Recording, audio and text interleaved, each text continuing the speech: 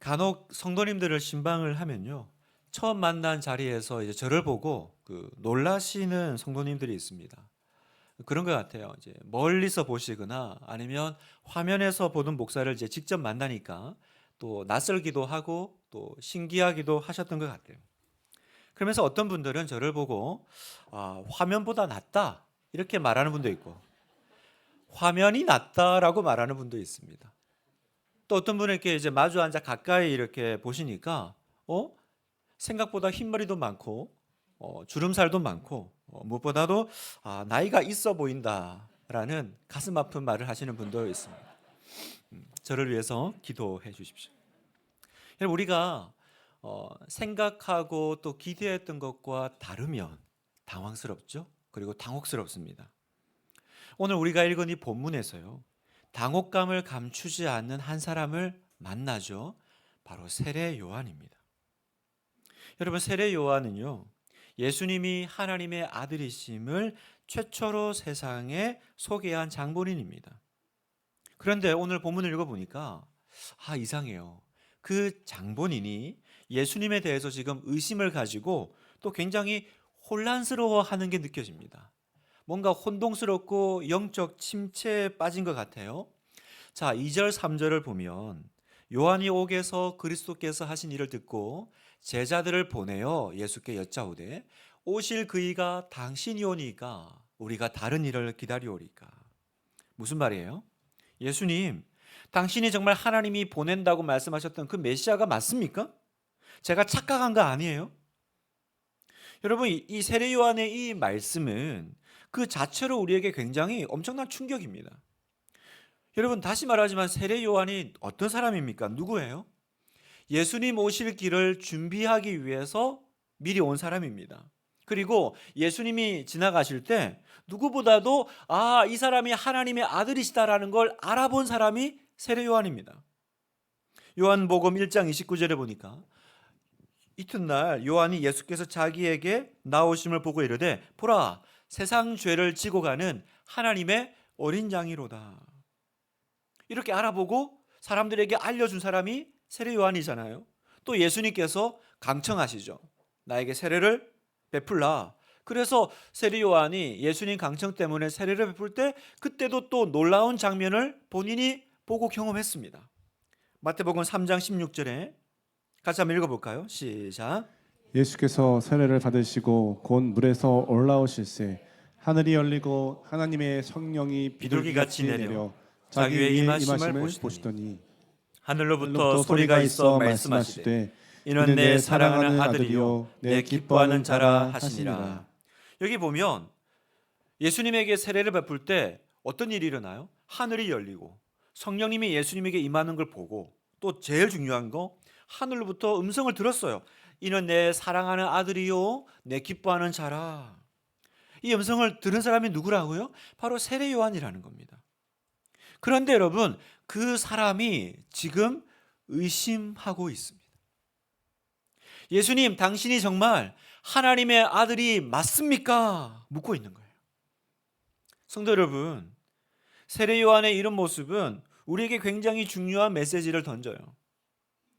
세례 요한도 이런 의심을 가졌다면 평범한 우리에게는 왜 이런 의심의 순간이 없겠습니까?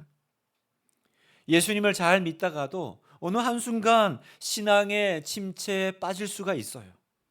겉으로는 잘 믿는 것처럼 보이는데 속으로는 내가 믿는 게 근데 사실일까? 내 믿음은 진짜일까? 이런 의심을 심각하게 할 수 있다라는 말씀입니다. 성도 여러분, 신앙생활 하면서요, 한 번 믿고 그 뒤로 영원히 한 번의 의심 없이 끝까지 믿어 나가는 일, 여러분 그렇게 흔하지 않습니다.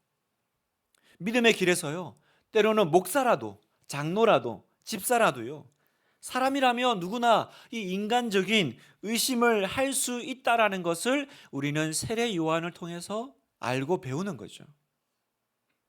오늘 이 설교 말씀을 통해서 저와 여러분이 이 의심의 문제를 한번 이야기해 보려고 합니다. 이 의심에 대해서 다루어 보려고 해요. 여러분, 의심은 부인과는 다른 겁니다.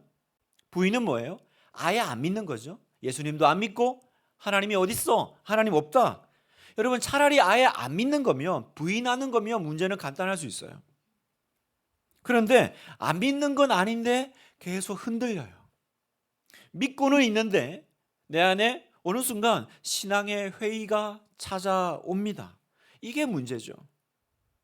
그리고 이렇게 내가 회의적이고 또 의심하는 나를 하나님이 왠지 싫어하실 것 같아. 이런 하나님이 나를 기뻐하지 않으시고 나를 버리실 것 같은 그런 두려움이 있습니다. 여러분 어떻게 해야 될까요? 우리는 먼저 성경에서 가장 먼저 이 의심이 나타났던 장면을 목격하는데, 여러분 성경에서 제일 처음 이렇게 의심하는 장면이 등장하는 그 본문이 어딜까? 바로 창세기 3장입니다. 창세기가 어디입니까? 성경의 시작이잖아요. 여러분 성경 시작부터 의심의 이야기가 나옵니다. 바로 아담과 하와 이야기죠. 뱀이 하와에게 이렇게 질문합니다. 3장 1절, 뱀이 여자에게 물어 이르되 하나님이 참으로 너희에게 동산 모든 나무의 열매를 먹지 말라 하시더냐. 자, 여기 보세요. 뱀은요 하나님이 어디 있냐 이렇게 묻지 않아요. 다만 하나님 말씀을 한번 의심해 봐 이렇게 질문하는 겁니다. 하나님이 정말 좋은 분 맞느냐 이렇게 의심의 씨앗을 뿌리는 거예요. 성도 여러분, 신앙적인 의심에는요 반드시 그 배후에 뭐가 있냐? 사탄의 미혹과 유혹이 있어요. 그래서 언제 그게 찾아오냐? 우리가 육체적으로 약해지거나 또 기도하지 않고 있거나 삶의 문제로 힘겹게 씨름하고 있을 때 마귀가 찾아와서 우리 안에 의심의 씨앗을 뿌립니다. 하나님을 부인하라고 하지는 않아요. 다만 네가 믿는 게 사실일까? 네 믿음이 진짜일까? 이렇게 의심하게 만들어요. 그래서 여러분 그 사탄이 뿌린 의심의 그 씨앗이 우리 마음에 들어와서 그 의심을 품으면 어떻게 돼요? 이제 그 의심이 뿌리를 내리고 조금씩 나도 모르게 자라기 시작하죠. 그럼 어떻게 돼요? 정말로 말씀에 대해서 의심이 생기기 시작합니다. 말씀에 의심이 생기면요 과거에 그렇게 충만했던 은혜가, 불같이 드렸던 기도가요 굳건했던 믿음이 흔들리기 시작합니다. 그러면서 내 안에 그전에 없던 부정적인 생각들, 파괴적인 생각들, 의심하는 생각들이 점점 우리 안에 들어와서 내 영혼을 잠식해 나가죠. 여러분 잠식이란 단어 아시죠? 누에가 그 뽕나무를 먹는 그 모습에서 나온 게 잠식이란 단어. 마치 이렇게 조금씩 표 안 나게 갉아먹어 들어가는 거예요. 하와는 뱀의 질문에 이렇게 대답했습니다. 2절 3절 보니까 여자가 뱀에게 말하되 동산 나무의 열매를 우리가 먹을 수는 있으나 동산 중앙에 있는 나무의 열매는 하나님 말씀에 너희는 먹지도 말고 만지지도 말라 너희가 죽을까 하노라 하셨느니라. 여러분 딱 보면 되게 맞게 잘 대답한 것처럼 보여요. 그러나 이 대답을 자세히 살펴보면 뭔가가 이상합니다. 하와에게 뿌려진 이 의심의 씨앗이 하와 안에서 어떻게 하나님의 말씀을 교묘하게 바꾸어 가고 있는지를 우리는 알 수 있게 돼요. 그 앞에 창세기 2장 17절에 하나님은 이렇게 말씀하셨거든요. 선하게 알게 하는 나무의 열매는 먹지 말라. 네가 먹는 날에는 반드시 죽으리라 하셨느니라. 죽으리라 하셨습니다. 하나님이 선악과를 먹는 날에는 반드시 죽는다 그랬는데 하와는 뭐라 그래요?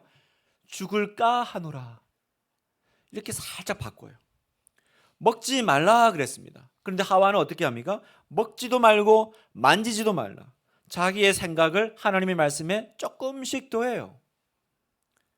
하나님의 말씀에 조금씩 의심이 생기기 시작하는 것입니다. 그러자 뱀이 그 틈을 타서 직격탄을 날리죠. 4절 5절 뱀이 여자에게 이르되 너희가 결코 죽지 아니하리라. 너희가 그것을 먹는 날에는 너희 눈이 밝아져 하나님과 같이 되어 선악을 알 줄 하나님이 아심이니라. 무슨 말이에요?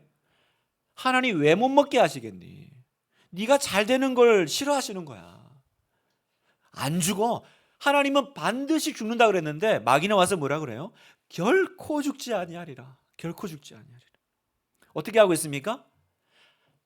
의심이 탁 들어오니까 하나님의 말씀이 약화돼요. 그러면서 가장 중요한 거, 그 사랑의 하나님을 어떻게 바꿔요? 잔인한 하나님으로 둔갑시켜 버립니다. 그거 왜 못 먹게 하겠니? 그거 왜 만들어 가지고 너 괴롭히겠어? 네 잘 되는 거, 그거 하나님 싫은 거야. 네가 하나님과 같이 돼요. 그런 일 있으면 안 되잖아. 이게 마귀가 하는 거예요. 그 하나님이 진짜 좋은 분이 맞느냐라는 거예요. 선하신 분이 맞겠느냐? 성도 여러분, 우리가 방금 살펴봤던 이 창세기 3장은 어떻게 의심이 우리 안에 조금씩 자리 잡아가는지를 보여줍니다. 처음부터 하나님을 부정하게 하지는 않아요. 그러면 우리는 눈치채고 바로 방어할 거예요. 그러면 안 되지. 그냥 처음에는요, 하나님 말씀을 그냥 조금 의심하게 합니다. 조금 바꾸게 해요. 그리고 그 하나님 말씀 안에 담겨져 있는 한 가지 중요한 걸 바꿔요. 그 말을 바꾸면서 뭘 바꾸냐면 하나님의 심정과 하나님의 마음을 왜곡시켜버려요. 하나님은 이런 마음으로 그 말씀을 주셨는데 똑같이 말씀을 읽으면서 하나님이 다른 마음, 하나님의 다른 심정을 얘기합니다. 그러니까 어떤 일이 벌어져요? 신앙생활하면서 이런 하나님이 진짜 좋은 분 맞나? God is good? 진짜 하나님이 선하셔? 그렇게 의심이 이제 자라고 커져가요. 그러면 이제 어떤 증상이 내 안에 나타납니까? 그때부터 마음에 예배 감격이 이제 점점 식어져 갑니다. 언제부턴가 그렇게 뜨겁던 찬양이 기쁘지가 않아요. 찬양은 마음에서 나오지 않고 목에서만 나옵니다. 기도에 눈물이 마르고 기도가 뜨겁지 않고 기도가 힘을 잃어가는 거예요. 사랑하는 우리 하나교회 성도 여러분, 지금 나에게 이런 증상이 나타나고 있다면 여러분, 내가 지금 사탄의 공격을 받고 있구나, 사탄의 이 질문을 받고 있구나, 그렇게 아셔야 돼요. 나도 모르게 내 안에 사탄이 뿌려놓은 이 의심의 씨앗이 내 안에 자라고 있구나, 이걸 눈치채셔야 돼요. 지금 세례 요한이 그런 상태에 처한 것입니다. 그렇다면 여러분, 어떻게 하면 이 사탄이 뿌리는 의심의 덫을 피할 수 있을까? 여러분, 언제 의심에 빠지게 되는지를 우리가 알아야 하는데요. 여러분, 우리가 언제 이렇게 의심에 취약해질까? 언제 이렇게 우리가 의심에 노출될까? 첫 번째요, 환경과 상황이 어려워질 때가 취약점이에요. 노출되는 시기라는 거예요. 여러분, 오늘 2절을 보면 세례 요한은 지금 어디 있습니까? 감옥에 있죠. 자, 2절을 보면 요한이 옥에서 그리스도께서 하신 일을 듣고, 자, 감옥입니다. 당시 세례 요한은요, 감옥에 갇혀 있어요. 어떤 일이 있었냐면 그 헤롯 왕의 잘못을 지적한 거예요. 여기서 헤롯 왕은요, 예수님이 태어나실 때 그 아기들을 죽였던 그 헤롯 대왕이 아니고 헤롯 대왕의 아들 헤롯 왕입니다. 그래서 일명 헤롯 안티파스라고 부르는 안디바. 자, 이 사람이 뭘 했냐면 자기 형제 빌립이 있거든요. 그 형제의 아내 헤로디아를 자기 아내로 삼아버린 거예요. 이렇게 부도덕한 일을 한 거죠. 그래서 세례 요한이 그 부분을 지적하고 책망하니까 이 헤롯이 세례 요한을 옥에 가두어 버린 것입니다. 자, 그 상태에 지금 있는 거예요, 세례 요한이. 여러분, 요즘 같은 감옥이 아닙니다. 캄캄하고 습기차고 춥고 먹을 것이 제대로 공급되지 않는 토굴 같은 감옥이에요. 그리고 여러분, 그 당시 가장 절대 권력자인 왕의 미움을 받아서 투옥되었으니까 요즘같이 인권이 있던 시대가 아닐 테니까요. 그 안에서 상당한 고문과 린치가 아마 있었을 거예요. 어두침침한 그곳에서 세례 요한은 죽어가고 있습니다. 그 옛날 광야에서 불같은 메시지를 토하던 그 불굴의 사람이 아니에요. 하루 이틀도 아니고요.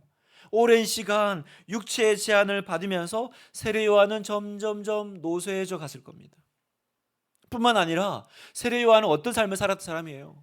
정말 청렴결백하고 또 무엇보다도 그 진리와 정의를 위해 살았던 사람 아니에요? 그런데 여러분 보세요. 내가 그렇게 살았던 삶의 결과가 이거야? 그 삶의 결과가 결국 감옥이란 말이야? 좌절감이 컸을 겁니다. 살아날 소망이 없습니다. 실제로 결국 세례 요한은요, 그 감옥에서 목 베어서 참수되어 죽임을 당합니다. 여러분, 이때 누구나 절망하는 거예요. 그래서 감옥에 갇혀있던 그의 마음에 의심이 싹트기 시작했을 겁니다. 믿음이 없어서가 아니에요. 환경이 어려우면 누구나 그 마음의 동요와 변화가 따라오기 마련입니다. 우리 성도 여러분, 사람은요, 누구나 갑작스러운 환경의 변화나 생각하지 못했던 고난에 부딪히게 되면 신앙이 흔들리고 의심이 들어온다라는 거예요. 때로는요, 그걸 이기지 못해서 신앙을 버리고 교회를 떠나는 사람들도 있더라고요. 잘 될 때는 주님을 찾다가 어려움에 처하면 주님을 버리고 떠나는 것이 연약한 우리의 모습 아닙니까? 여러분, 언제 의심이 찾아옵니까?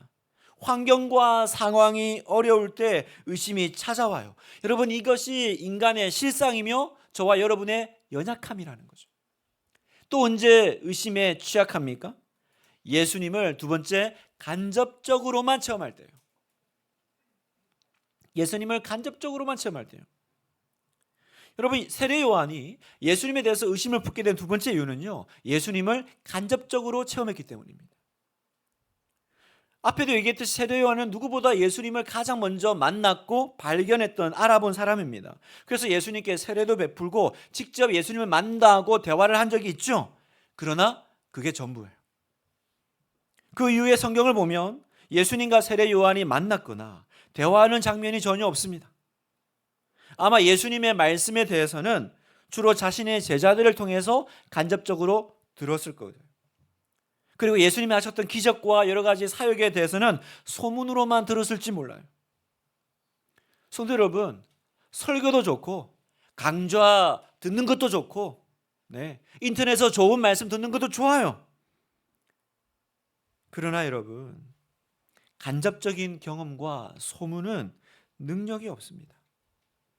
여러분, 왜 우리의 신앙에 확신이 없고 힘이 없냐? 나의 주, 나의 하나님으로 만나지 않고 맨날 다른 사람이 전해준 이야기만 경험하기 때문입니다. 오늘날 대부분의 많은 그리스도인들이 왜 이렇게 믿음이 없고 확신이 없을까? 그 이유는 내가 직접 예수님을 경험한 적이 없기 때문이에요. 여러분, 직접 성경을 읽고 직접 먹어야 합니다. 남이 가르쳐줘서 받는 은혜가 아니라 내가 직접 성경을 읽고 주님을 만나는 경험을 쌓아가야 해요. 사도 요한은, 세례 요한 말고 예수님의 제자 사도 요한은 이렇게 고백을 하죠. 같이 한번 읽어보겠습니다. 요한 1서 1절, 1장 1절 시작.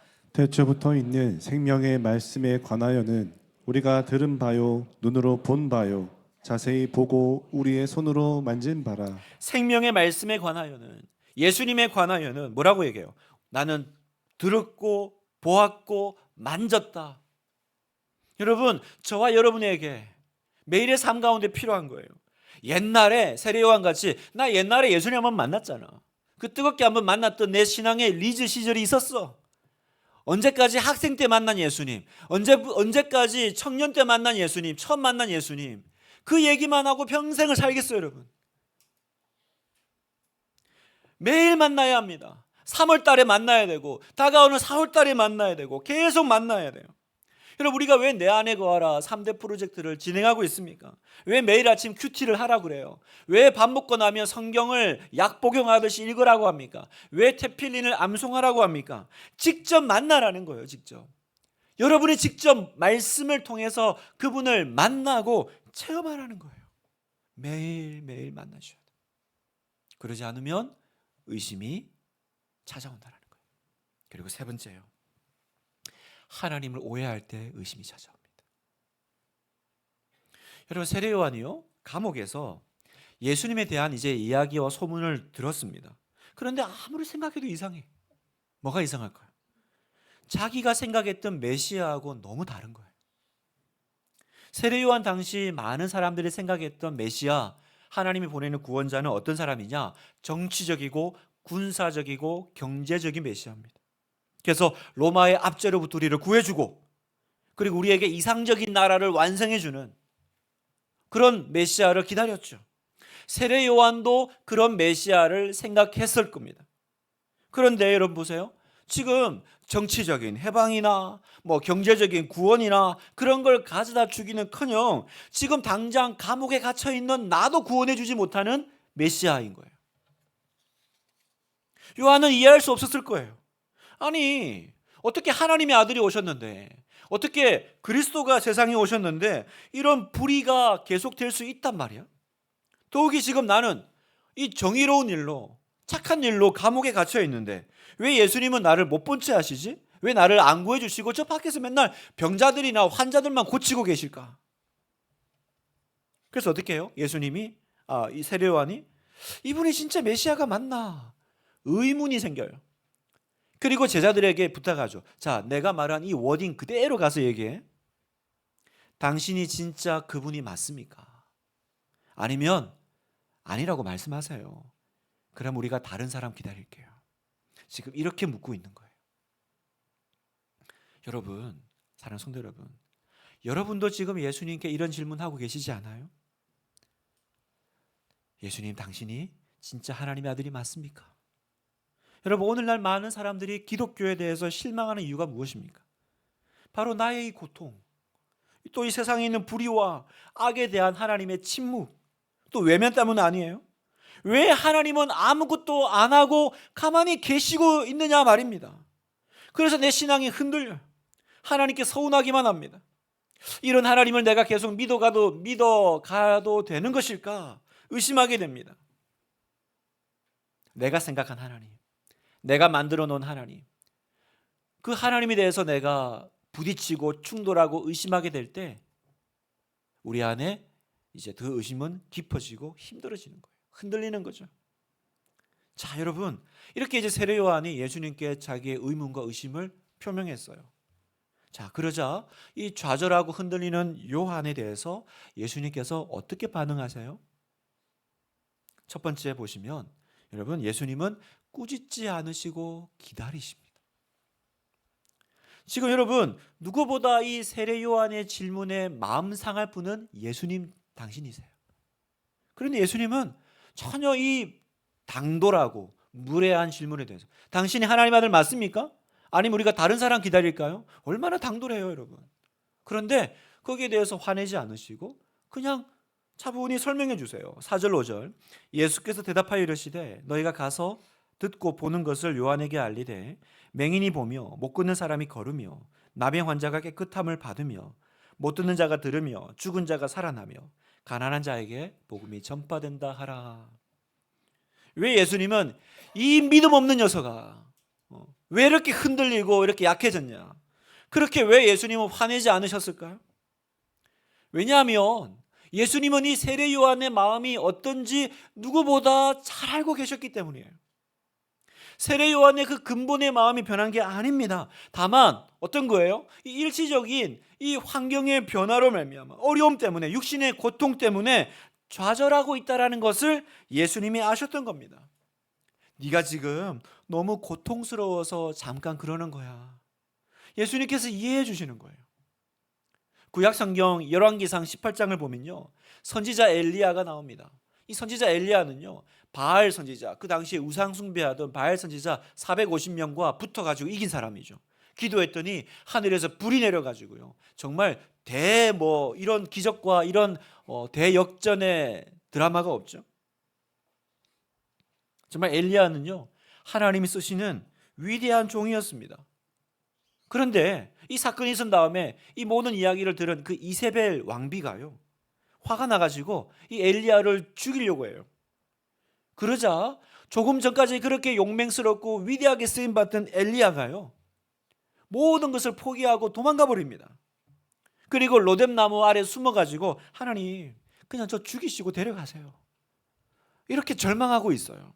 자, 열왕기상 19장 4절 보니까 자기 자신은 광야로 들어가 하룻길쯤 가서 한 로뎀나무 아래에 앉아서 자기가 죽기를 원하여 이르되 하나님 넉넉하오니 지금 내 생명을 거두시옵소서. 그때 하나님이 어떻게 하셨어요? 이 믿음 없는 녀석, 방금 전까지 그렇게 은혜를 체험하고 그렇게 기적을 줬는데 지금 뭐 하고 있어? 그러고도 네가 나의 종이라 할 수 있어? 그러지 않으시고 이어진 5절을 보면요, 로뎀 나무 아래에 누워 자더니 천사가 그를 어루만지며 그에게 이르되 일어나서 먹으라 하는지라. 여러분 보세요. 여자의 말 한마디에 무너져서 도망간 주의 종입니다. 그런데 어떻게 해요? 어루만지시고 야단치지 않으시고 먹이고 자고 쉬게 하십니다.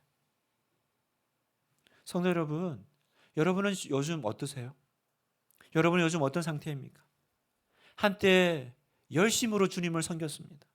그러나 지금은 탈진 상태에 빠져 계신지도 모르겠어요. 기도하는 것도 귀찮고 전도하라는 말도 부담되고 봉사하는 것도 이제 재미가 없어요.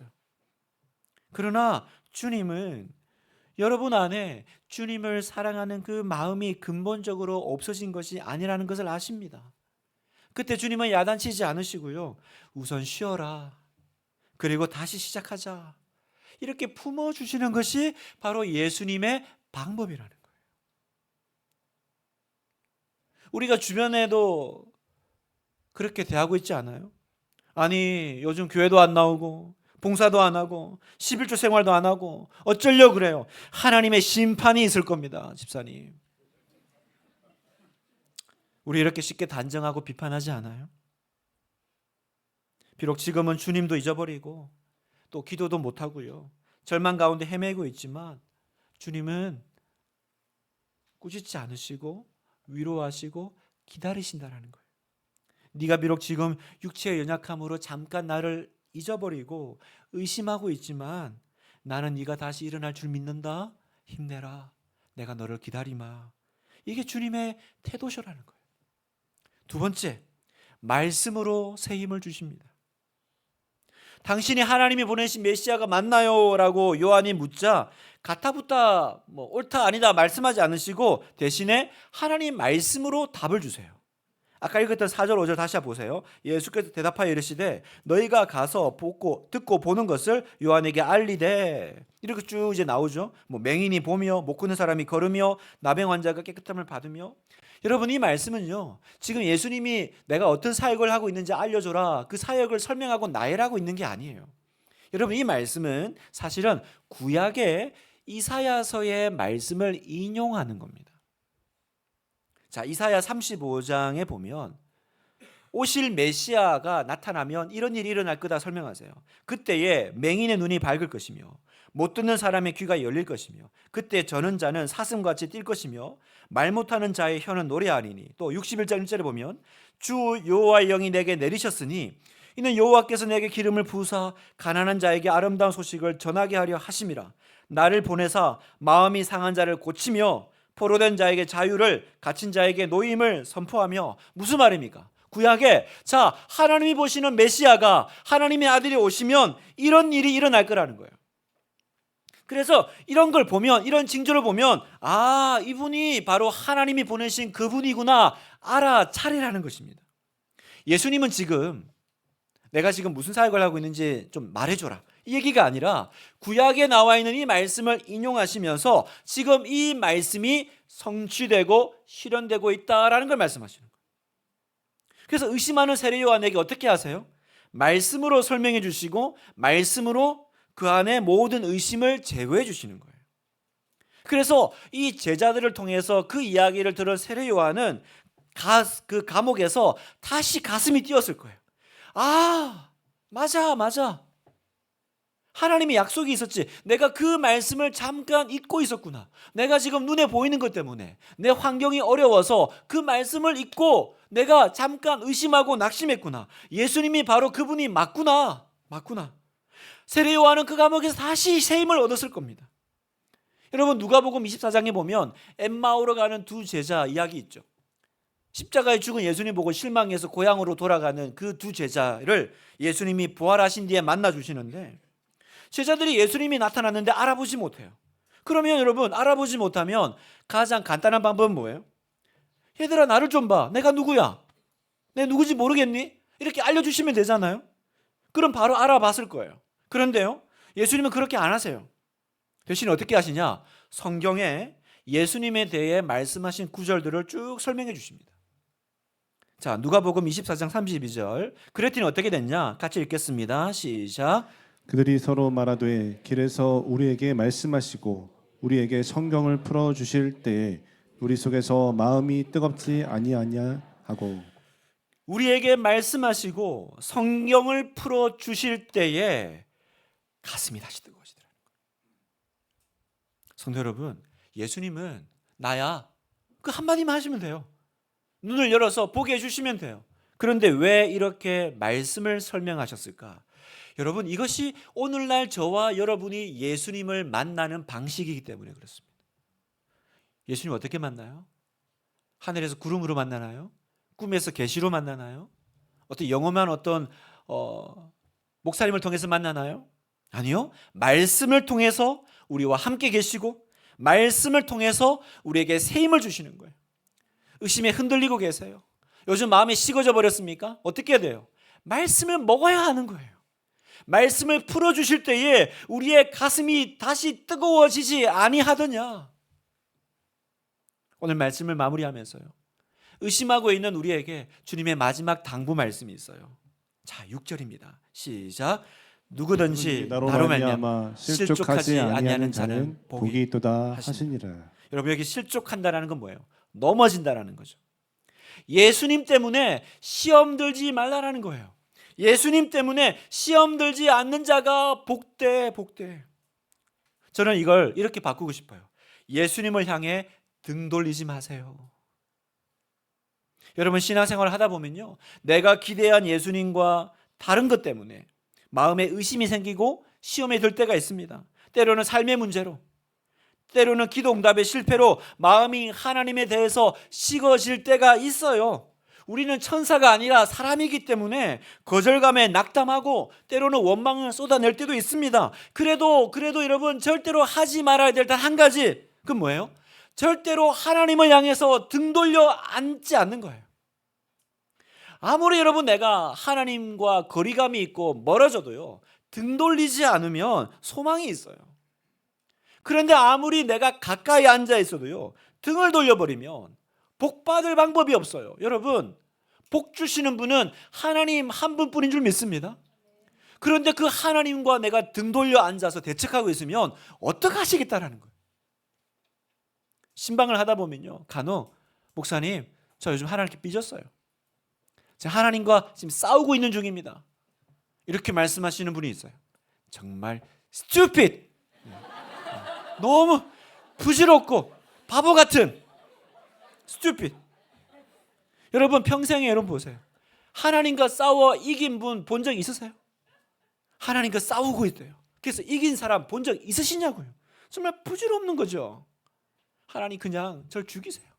죽어도 제가 하나님 앞에서 죽겠습니다. 여러분, 이게 복되다라는 거예요. 나로 말미암아 실족하지 아니하는 자는 복이 있도다. 여러분, 의심의 밤을 통과하고 있습니까? 위대한 주의 종도 의심의 밤을 통과하더라고요. 엘리야도, 세례 요한도. 때로는 삶이 너무 고달파서, 때로는 환경이 너무 어려워서 우리 안에 의심이 찾아옵니다. 여러분, 그런 영혼의 밤이 찾아올 때, 의심의 밤이 찾아올 때 너무 심각하게 생각하지 마세요. 자책하지 마세요. 여러분, 밤이 되면 어떻게 해야 돼요? 밤에는 쉬어야죠. 밤에는 자야죠. 오히려 먹고 자고 위로받고 휴식을 취하십시오. 밤이 왔다고 밤과 싸우는 사람이 어디 있어요? 밤은 지나가게 하는 거예요. 나의 의심을 너무 크게 생각하지 마세요. 그냥 인정하고 통과하십시오. 밤이 지나면 다시 아침이 올 줄 믿습니다. 다시 새 힘을 주실 줄 믿으십시오. 여러분, 아멘이세요? 우리 주님이 위로해 주십니다. 네가 쉬어라. 내가 안다. 다시 우리 주님 주시는 힘을 얻어서 벌떡 일어나시는 여러분 되시기를 주님의 이름으로 축원합니다.